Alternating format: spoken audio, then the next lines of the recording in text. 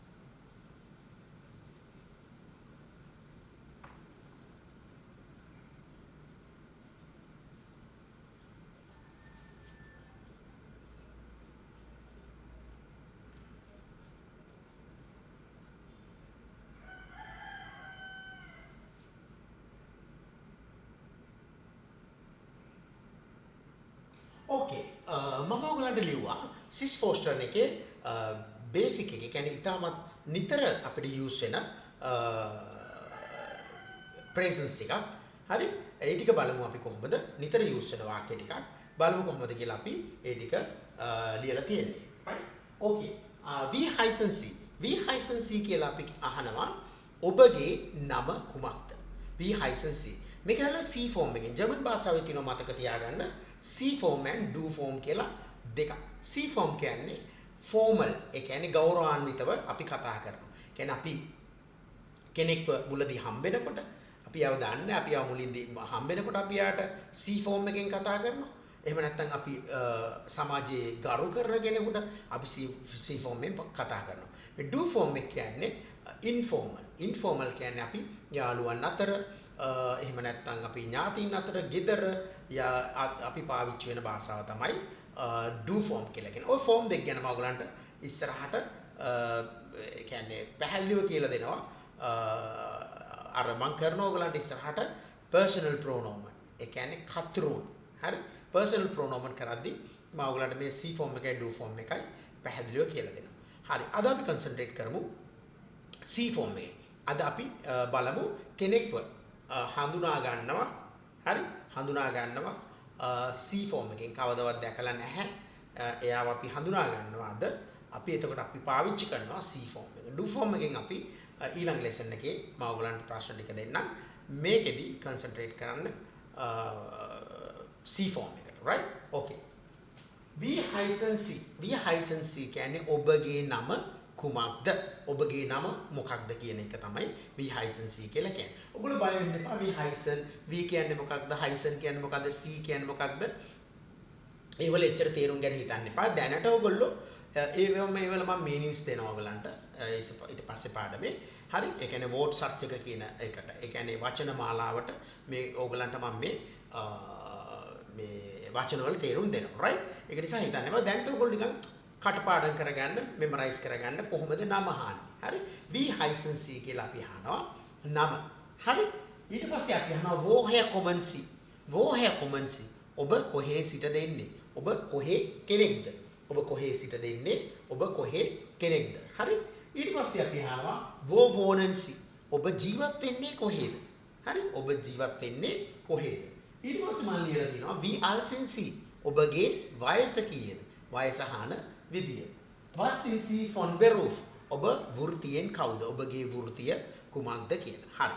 අපි දැන් බලමු මේකට අපි කොහොමද රිප්ලයි එක දෙන්නේ කියලා. ඕකේ. V hyphen C කියලා මගෙන් කවුරු හරි හැව්වොත් මම එයාව දැකලා නැහැ. මම first time එයාව හම්බෙන්නේ. හරි. V hyphen C කියලා මගෙන් හැව්වොත් මම එයාට reply එක දෙනවා. Ich heiße Vernon. Ich heiße Vernon. Ich heiße Vernon. මගේ නම Vernon. ඔයාලට දාන්න පුළුවන් ich heiße ඔයාගේ නම. ich heiße Sama. ich heiße Nima. ඔයාගේ නම දාන්න පුළුවන්. මේ එකට අනුව. හරි. හරි. එතකොට woher kommen Sie? ඔබ කොහේ කෙනෙක්ද? ඔබ මොන ජාතිකයෙක්ද කියන එක. ඔබ මොන රටේ කෙනෙක්ද කියන එක. ඊට පස්සේ මම ඒකට උත්තරේ දෙනවා. Ich komme aus Sri Lanka. Ich komme aus Sri Lanka. මම ලංකාවේ කෙනෙක්. මම ලංකාවේ ඉඳලා එන්නේ. ඕකේ. ඊට පස්සේ wo wohnen Sie? හරි. wo wohnen Sie? ඔබ කොහෙද ජීවත් වෙන්නේ? මම රිප්ලයි එක දෙනවා. Ich wohne in Kalutara. හරි. රිප්ලයි එක දෙනවා. Ich wohne in Kalutara. ඊට පස්සේ wie alt sind Sie කියලා අහන්න පුළුවන් නේද? මගෙන් අහනවා wie alt sind Sie කියලා යා. එතකොට මම මගේ වයස ඔබගේ වයස මොකක්ද කියන එක මේ. මගේ වයස කියන්න ඕන. ඕකේ. දැන් ඔයගොල්ලෝ මගේ වයස දැනගන්නවද? Ich bin 45 Jahre alt. Hä? Okay. Ich bin 45 Jahre alt. හරි. 45 කියන්නේ 45. මේ count එක ඔයගලන්ට මම ඉක්මනින්ම ගේනවා. count එකයි alphabet එකයි. ඒ දෙක ඉක්මනින්ම ඔයගලන්ට ගේනවා. අනිවාර්යෙන්ම. එතකොට ඔයගලන්ට count එක ඔයගලන්ගේ වයස කියා ගන්නත් පුළුවන් හැකියාවක් එනවා. right. Was sind Sie von Beruf? Was sind Sie von Beruf කියලා අහන්නේ ඔබ වෘත්තියෙන් කවරෙක්ද? ඔබගේ වෘත්තිය කුමක්ද? හරි. එතකොට මගේ වෘත්තිය මම කියනවා මෙතන ඉන්න නෑ මෙතනින් අපි ලියමු ich bin Deutschlehrer von Beruf.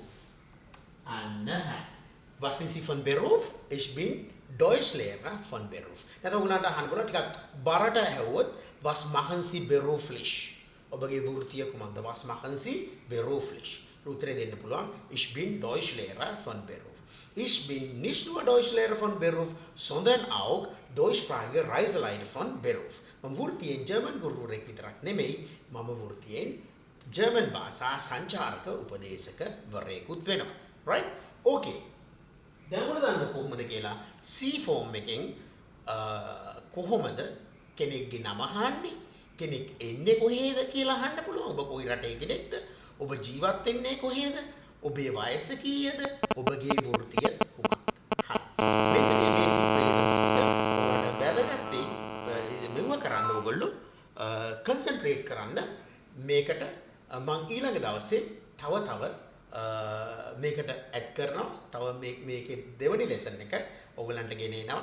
ඒක ටිකක් තව ටිකක් සංකීර්ණ විදියට.